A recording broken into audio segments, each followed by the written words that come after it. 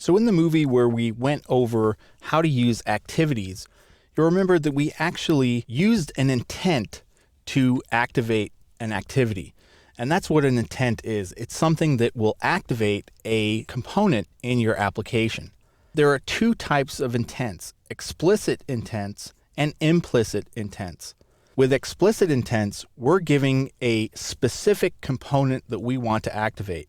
So if we want to activate another activity in our application, we use an explicit intent to explicitly say, hey, I want to activate that activity. Implicit intents we'll get to in the next movie, but that's essentially a way for you to give a generalized message that, hey, I want to do this action. And any application on the Android system that's capable of that will be able to be used, and the user will be able to choose which one they want to use. But for right now, let's focus on explicit intents. So what we're going to do is to import a project from the exercise files. So I'm going to right-click here in Package Explorer and click Import. And from General here, we want to choose Existing Projects into Workspace. We'll click Next. Now we're going to browse to the root directory for our project. So click Browse. And you're going to want to go to wherever your exercise files are. Inside of that, we're going to go into Chapter 2. And then we're going to choose this Explicit Intents folder. So just select that folder and click OK. And now I'm going to click Finish. So now that's imported that project here into Eclipse. So let's quickly take a look at it. If we go into the source folder, into our main package, we have two Java files that represent the two activities in our project. The first one's called main. The second one is called second. And there's two layout XML files that are used to populate each of those activities. Now in the main one, we have an edit text view, which is a control that allows a user to actually edit and enter text. And then we have a button that says go to second activity. And on the second activity, we simply have a text view. So what we're going to do here is we're going to allow the user to enter a message. Then when they click go to second activity, it's going to launch the second activity and display the text that was written inside of here. So we're going to look at how to explicitly launch activities as well as how to actually bundle some data with it to send to the new activity. And if we go to the manifest file, we can see that it's already been declared here, both of the activities and the manifest file. Okay, so what I'm going to do first is go to my main.java file. And under where we set the content view, what I want to do is to get references to both that edit text view and the button that's in our XML so that we can work with it. So let's do the edit text first. So I'm going to do that. I'm going to hit Control Space to import the edit text class. And I'll just call it ET. And again, like I showed before, to get a reference to it, we're going to use find view by ID. And we're going to do r.id.editText1. And again, I'm going to do a quick fix so we can add that cast to edit text. So now let's do the same thing for the button. I'm just going to call it B, find view by ID, and we're going to reference that button. And we'll add the cast. Okay, so now that we've done that, we want to set up the on-click listener for the button so that when the user clicks it, it's going to take them to the second activity. So b.setOnClickListener. I'm going to create a new on-click listener. We're going to do it as an anonymous inner event handler here. Hit Control 1 to import on-click listener class. And now inside the on-click method, we can actually respond to that event. So what we're going to do here is we want to create a new intent. And again, an intent is basically the way in which we activate components. So I'm going to create a new instance of the intent class here.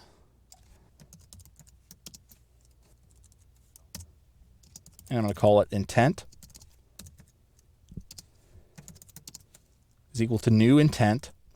And like I mentioned when we talked about activities, when we're actually activating new activities, it's best to use this context and then pass in the class of the activity we want to launch. Now there are other options, but this is the one that I find the easiest and that works the best. So again, for the context, and this is going to tell the activity that we're launching who is actually requesting this, we're just going to pass in main.this, which is a reference to this main activity. And for the class, we're going to give the class file for the activity that we want to launch, which is second, and then we're going to give the class. So now we could have passed this right here directly into the start activity call. What we want to do is we want it to actually add some data to this intent. What we want to add is whatever text is inside of that edit text control. So the way we do that is to use the put extra method of the intent. And we can see here that there's a bunch of different overrides based on the type of data that we want to send. So it's essentially a key value pair where we give a string for the key, and then we can give it a whole host of different data types. So I'm going to come down here. What we're actually going to send is a string. So I'm going to choose this one. And for the key, I'm just going to call it the text.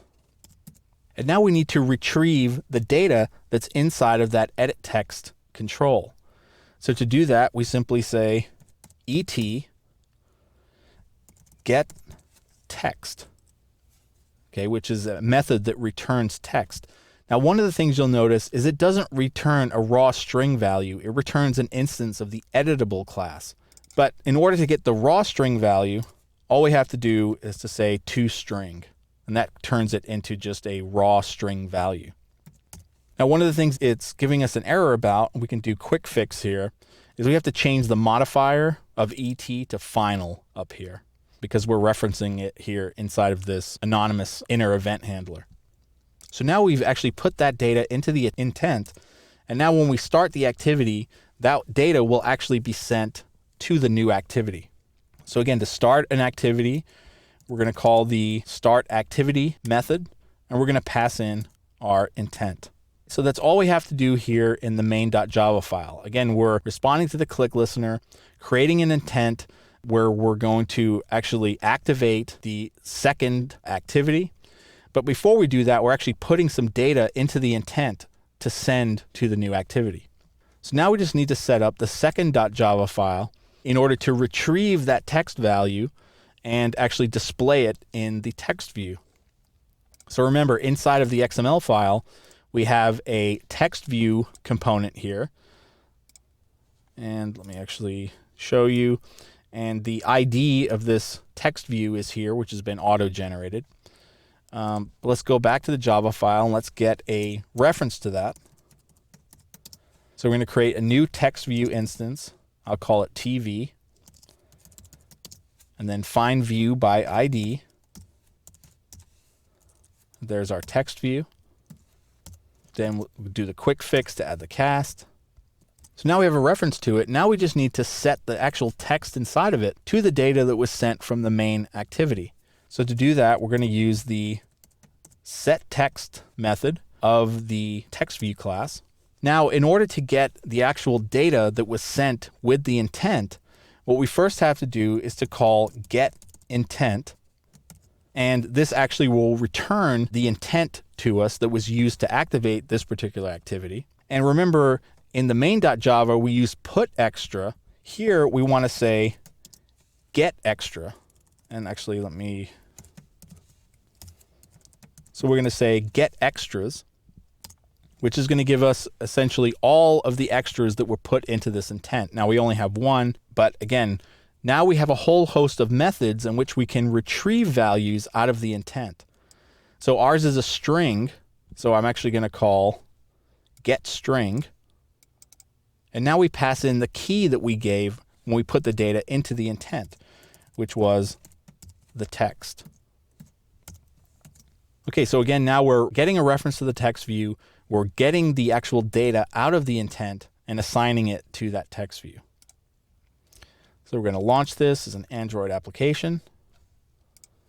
And let's check it out in the emulator.